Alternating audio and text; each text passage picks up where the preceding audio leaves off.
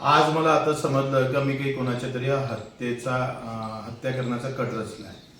वास्तविक अशा पद्धतीचं आपण गेलं आयुष्य आमचं संपलं असं काही कुठं आपण करत नाही आहे, परंतु आमचाच कसा कट रचला असं त्याच्यातून सिद्ध होते का बच्चू कडूला बदनाम कसं करता येईल, त्याला अटक कसं करता येईल. आम्ही जे 1.5 लाखासाठी आंदोलन करणार होतो रेग्युलर भरणाऱ्या शेतकऱ्यासाठी, त्याच्यासाठी कार्यकर्त्याचं खच्चीकरण करणे का तुमचा नेताच का आम्ही अंदर टाकू शकतो, तुमचा काय केव्हा आहे, अशा पद्धतीचा हा कट आहे. तो म्हणतात का आमच्यासाठी कट केला. मला असं वाटतं हा व्यवस्थित आमच्यासाठी हा केलेला कट आहे.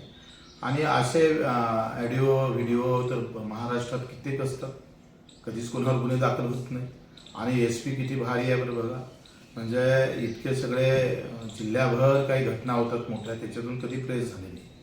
पण आमदाराचा पुतण्या कोणतरी आहे त्याच्यावर काहीतरी कट केला आणि ते डिसेंबर ते एप्रिल 4 महिने होत आहे. या अशा पद्धतीचे गुन्हे दाखल करून बच्चू कडूचा आवाज दाबण्याचा प्रयत्न होत असेल तर आम्ही अटक व्हायला तयार राहू ना अशा पद्धतीने. आणि ते प्रभू रामचंद्राच्या राम मंदिरातून अटक हो का, रामराज्य कुठं आणि हे राम भक्त कुठं.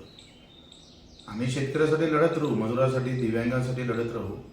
जे जे काही गुन्हे दाखल होईल, अधिक काही गुन्हे दाखल झाले तर आम्ही आमची बदनामी तुम्ही जो काही करण्याचा प्रयत्न होईल त्याच्यावर तर आम्ही थांबणार नाही.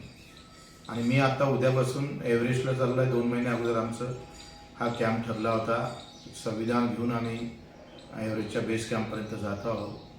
आणि उद्या असं नाही म्हटलं पाहिजे पडून गेला म्हणून, फार अगोदरच्यापासून तिकीट आहे, 15-20 दिवस अगोदरपासून काढलेलं.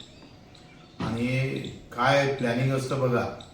सकाळी 6 वाजता उठले आज SP साहेब आणि त्यांची टीम चांदूरला आली. 7:30 वाजता 7 वाजता गुन्हा दाखल झाला.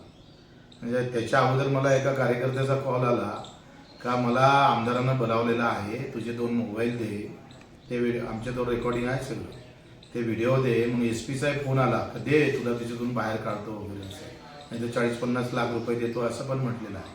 त्या सगळ्या गोष्टी किती गुंतागुंतीच्या आणि कशा पद्धतीनं फसवल्या जातं. आता देवाचीच जर कृपा झाली तर मग आम्ही काय करणार आहे. सत्ता तुमची, फॉरेन्सिक लॅब तुमची, SP तुमचा, तुम्ही कशा प्रकारचे कटकारस्थान करा ते काही सांगता येत नाही. त्यांना सगळ्या यंत्रणाच तुमच्या हाती आहे. कोणत्या माणसाने कसं फसवायचं याच्यासाठी तुमचं चुटकीभरासारखं काम आहे. चुटकी वाजतं तितक्या ह्याच्यात तुम्ही कोणाला कसं फसवताय, कारण सगळ्या यंत्रणा तुमच्या हाती असल्यानंतर ह्या गोष्टी सहज तुम्ही करू शकता. त्यांना आम्ही काही घाबरत नाही आहे आणि आम्ही अशा प्रकारचा हा मूर्खपणा करतही नाही. हा धंदा आमचा नाही. आम्ही रक्तदान करणारे लोक आहोत, जीव देणारे लोक आहे, जीव घेणारे नाही.